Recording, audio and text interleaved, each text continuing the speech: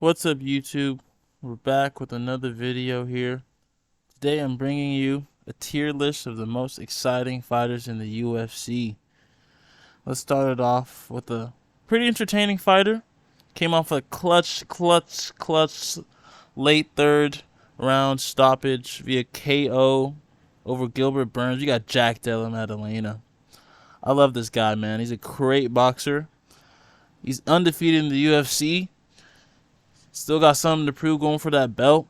I think he's going to fight Shavkat later in the year. I think he broke his arm against Gilbert Burns or something like that. It shit got infected. It was some bad news. But yeah, I ain't stopping my Australian warrior. He's a great fighter. He's pretty cool. I think the reason why he's not higher, in my opinion, he doesn't have that power. Doesn't have that finishing presence that a lot of these other guys have. But he got hands, man. He has great boxing, so crisp, undefeated again. But I think he'll going against Shavkat later this year. I think he'll get it done, in my opinion. And a lot of people say, "Oh, Shavkat has an aura." Shavkat, 17-0 all finishes, but he lives chin in there a lot. He got caught against Jeff Neal. And I think he can get it done. I just think I can see him moving up. I see him finishing as well. I see him finishing him as well. Via crazy combinations to the head. But moving on, we have someone who's not as entertaining as that man at all. In the same division as well, and I think he could get his ass beat by Jack Della Maddalena too. We got Leon Rocky Edwards. Okay, bro. I know I'm on the D tier, but you know, I get Usman. I got him I got him with that kick. No, no. You got me via snooze fest, brother, against Colby Covington. Come on, man. He talk about your father. What are you gonna do? Just lay on your back on the last minute of the round or last minute of the fifth round? Are you kidding me? But Leon, he's at the deer tits for right reasons. You know, he's not very entertaining. Other than that KO, I'm telling you, that's the reason why you're on the D tier, man. That's the reason why you're on this list, bro. He's a good fighter. Don't get me wrong. Only a couple losses outside of Usman and no contest against Bilal, but you know you're a decision merchant, brother, and you outclass all the guys you fight against. But I don't really see him as that entertaining. He's cool though, you know, doesn't say much on the mic. Uh, Not much to say about Leon. That's really what I think about. Just like he's a champion, born ass champion who wants to fight once a year. It looks like, you know. I think that's pretty whack. But moving on, we got a guy just fought at 303 against extreme short notice. We still pulled the W with a pretty poor third round. We got Diego Lopez. He's chill. I like him. I think he's gonna become a fan favorite. He's on a 4-fight win streak. Before his fight against Dan Ige on extremely short notice, he had a 3-fight finish streak in the first round, and it was via crazy finishes, man. I'm telling you, like he has one of the smoothest transition arm triangles I've ever seen. Triangle armbar, and then he pieced up my brother Sadiq Yusuf. Like it was just crazy stuff. KO'd Pat Sabatini. He was making it look easy, and I was like, damn, he's gonna run through Dan Ige. But Dan Ige's never been finished in the UFC, if I'm not mistaken. So he would be A, but you know, under extreme circumstances, he's not, and there's just better finishers than Diego Lopez. But I see him moving up very, very soon, in the near future. Coming in for the C tier, though, we got this last style bender, Israel Adesanya.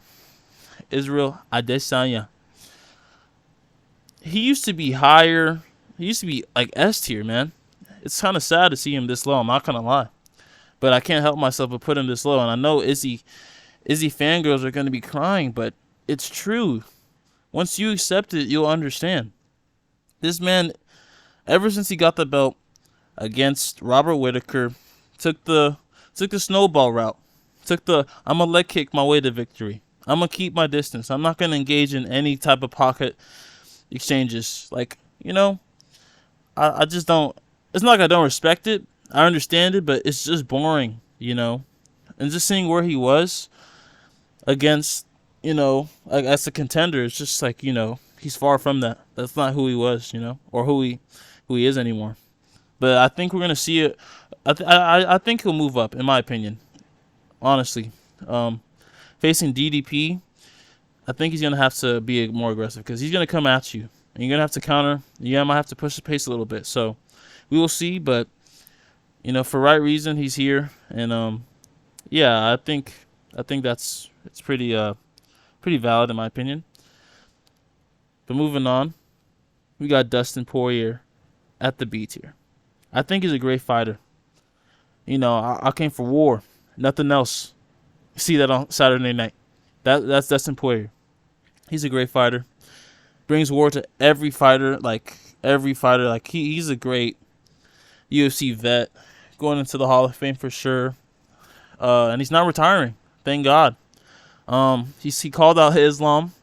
He's like, hey man, if you want to run it back, man, on Twitter. And I think he talked to added McGregor. He's like, hey bro, I did it twice. I did it twice. But he's not greatest on the mic, but his fights cover up way Dustin Ward Poirier. Don't even call him the Diamond. Dustin Ward Poirier. He goes to war with all these guys, and he's a dog, man. But moving on, we got someone who's gonna, I think he's gonna leave his mark as a real middleweight champion, and you gotta respect him whether you like him or not. We got DDP, man. I low key think he's overhated, man. I just think because of the Sean Strickland fan base,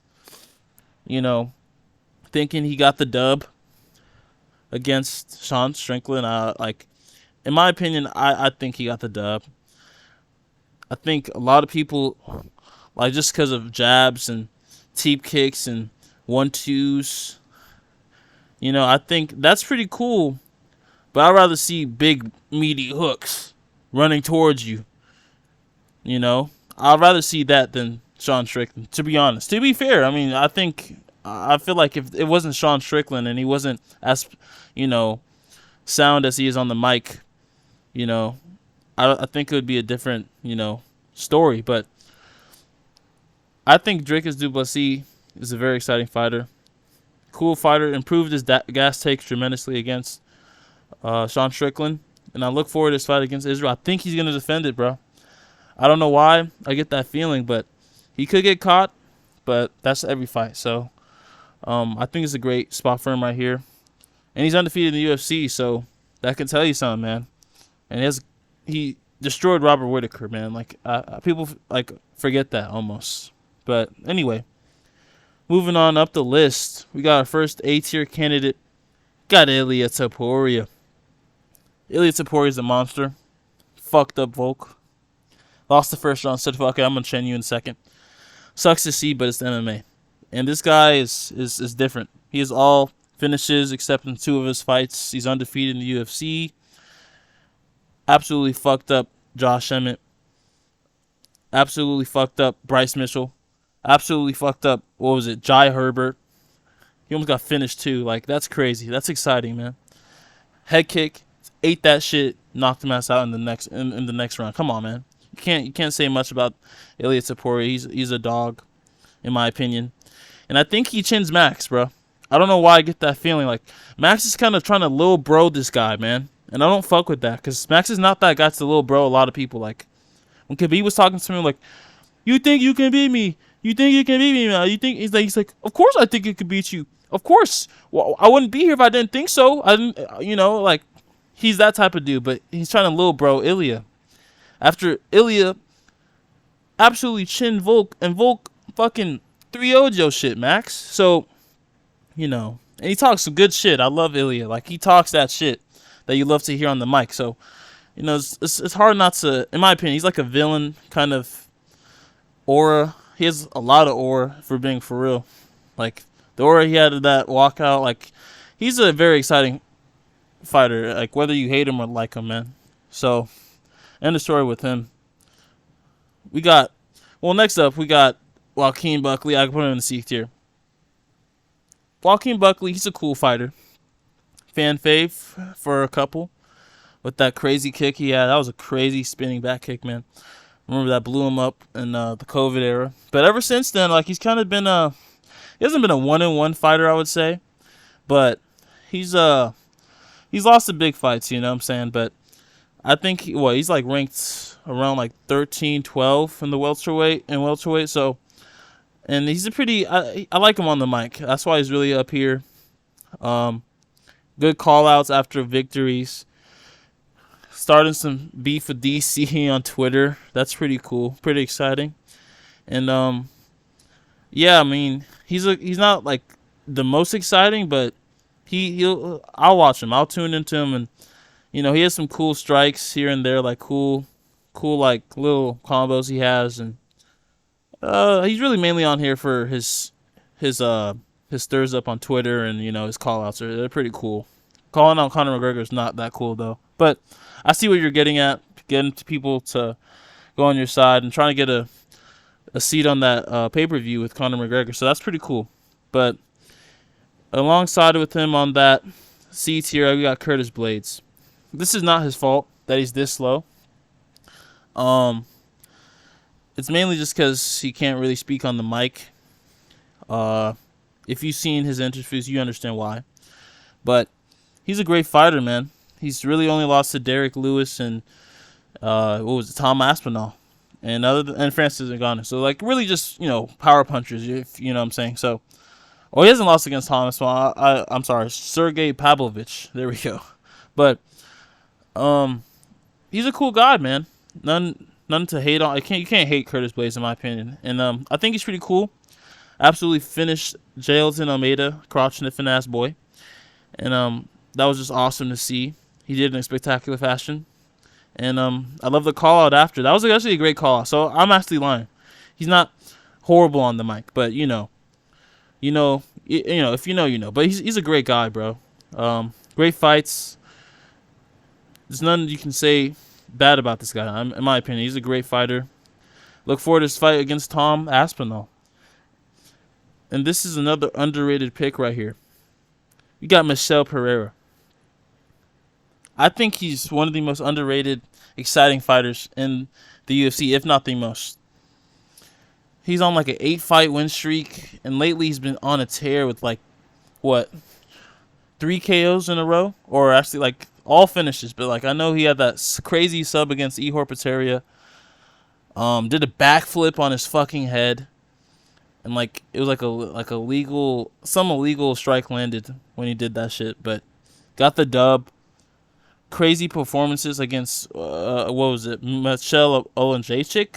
I remember that was like on 299. That was a crazy, fucking fucked his ass up. Then he subbed him, got a rear naked choke, like crazy kick or punch to the body, hurt him to the body bad, and just subbed him standing up. It was crazy stuff, man. He's very entertaining. I wonder who he's fighting next. He should be fighting someone on the rankings in welterweight, so look forward to that. He's a very fun fighter. Moving on, we got Mr. Pillow Puncher here. We got Brandon Royval, Raw Dog Royval. I like Brandon Royval. He's a cool dude. All flyweights are, honestly.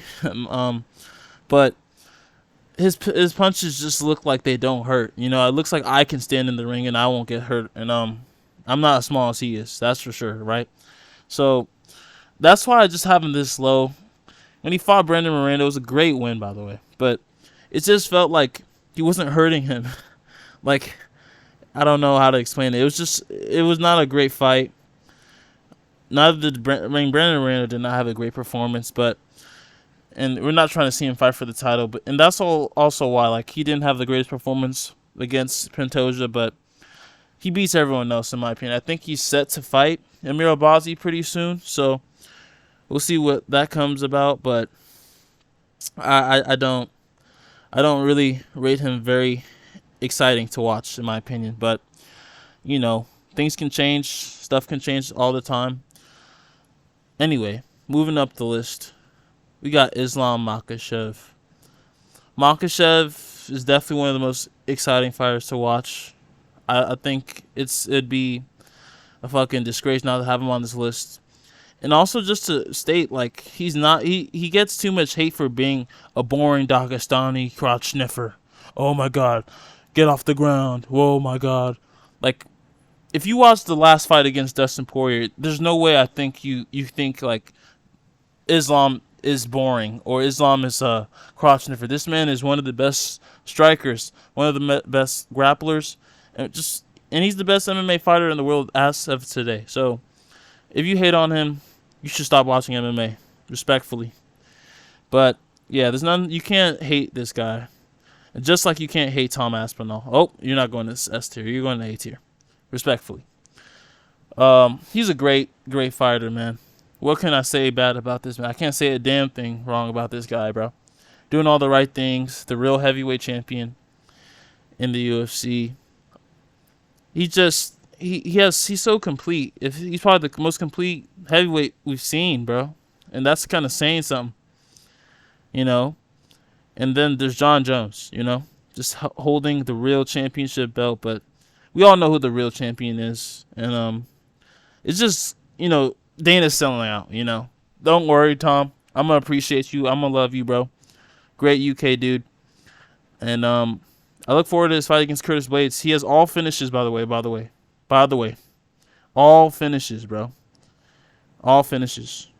And that one loss he has is in the UFC is against Curtis Blades via injury, not via loss, not via TKO, via injury. So he can choke you out, take you to the ground, knock your ass out. He knocked out Sergey Pavlovich in his last fight. And I think he's going to knock out Curtis Blades, but we'll see what happens. Anything can happen in heavyweight, so that's going to be exciting. Another dude that is also very exciting to watch, I would say Sean Strickland. Or, oh my God. Sean Strickland's living rent-free in my head. Sean O'Malley, bro. What the fuck? Sean O'Malley's a great fighter. He's a great fighter. But he's not very great on the mic. I think we all know this. Bro has no aura. Bro looks homeless. But I fuck with it. I fuck with his fighting style, and he fucks up every bantamweight other than probably Peter Yan Part 2, maybe? I don't know. But he's by far, in my opinion, or actually probably second. It's debatable now, but he's one of the best strikers in the UFC, if not the best. Feints are crazy. Kicks are crazy. And he's just a great fighter, man. He has great IQ, great distance control. Just a great, exciting fighter to watch. I mean, and just cool stuff he does, man. Like that knee that was heard around the world in Miami. That was crazy. But moving up to the S tier, we got Yuri Prochazka. You know, this man lives and dies by the sword. This guy KOs everyone via fucking spiritual warfare, via willing to die in the ring, via all the things you think of that doesn't have to do with actual fighting. This man will not lose. He'll be losing the whole fight and gets you with a clean 1-2 and it's over. Or be jumping around the fucking ring in his UFC debut, and just fucking hits you with a crazy one. Just crazy straight, and you're sleeping, you know? It's just entertaining, and he puts himself in fucking absolutely horrible positions, but still comes up with dubs against, other than this guy. We got Alex Poatan. Chama, huh? Adesanya? Come to daddy. No, but this guy he's definitely the most exciting fighter as of today, man. What he did to Yuri was unspeakable. I hate what he did to Yuri. Fuck this guy. But I'm just playing. But Malcolm Ankalaev, please save us. I'm just playing. I don't think he's going to win. I think he beats everyone at light heavyweight. I think he should move up pretty soon, by next year at least.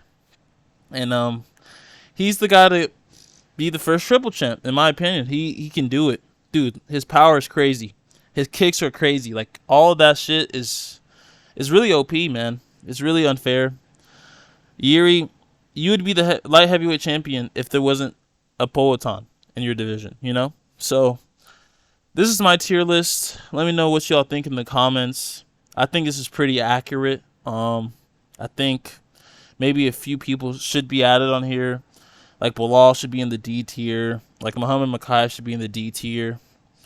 You know, just let me know in the comments if you agree with my choices in this tier list, and I'll catch you guys later. Appreciate you watching. Like and subscribe if you're new, and I'll see you in the next one.